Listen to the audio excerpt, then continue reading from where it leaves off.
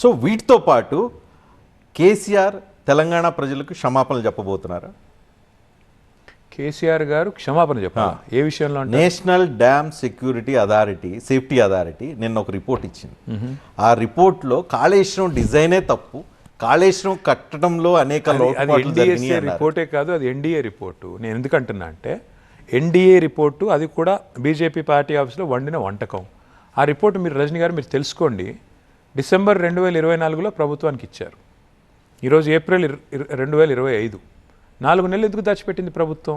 ఎందుకు ఈ టైంలో విడుదల చేయాల్సి వచ్చింది? నెంబర్ 1. నెంబర్ 2, సుంకిశాల కూలిపోయింది. మన సుంకిశాల రిటైనింగ్ వాల్ కూలిపోయింది. ఎక్కడ చచ్చింది? ఎన్డీఎస్ఏ. ఎస్ఎల్బీసీ టన్నల్ కూలిపోయింది. ఎక్కడికి పోయింది? ఎన్డీఎస్ఏ. వట్టెం పంప్ హౌస్ మొత్తం నీళ్ళతో మునిగిపోయింది. ఎక్కడ పోయింది? ఎన్డీఎస్ఏ.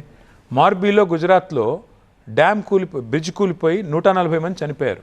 ఎన్డీఎస్ఏ కానీ ఇంకేదైనా ఏజెన్సీ కానీ పోయి ఏమైనా విచారణ చేసిందా? అట్లాగే బీహార్లో రోజు ఒక బ్రిడ్జ్ కూలుతోంది.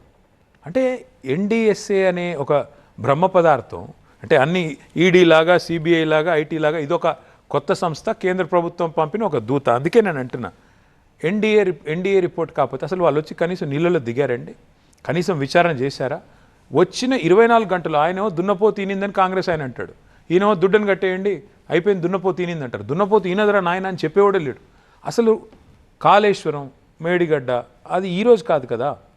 ఆనాడు అక్టోబర్ 2023లో ఒక సంఘటన జరిగితే ఏప్రిల్ 2025లో ఇవాళ మనం మాట్లాడుతున్నాం. కానీ ఇంతవరకు ఎన్డీఎస్ఏ నిపుణులు అందులో కూడా దిగలేదు. అక్కడికి వచ్చి కనీసం విచారణ కూడా సరిగ్గా చేయలేదు.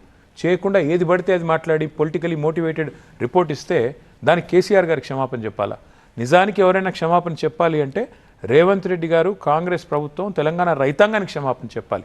కేసీఆర్ గారి మీద గుడ్డి ద్వేషంతో, కేసీఆర్ గారి మీద వ్యతిరేకతతో ఇవాళ ఎన్డీఎస్ఏ లాంటి ఒక కుక్డప్ రిపోర్ట్ను పట్టుకొని మేడిగడ్డను అక్కడి నుంచి కిందికి నీళ్ళు తరలిపోతుంటే గోదావరి నీళ్ళు, దాన్ని వాడుకోలేని నిష్క్రియాపరత్వానికి వీళ్ళు క్షమాపణ చెప్పాలి.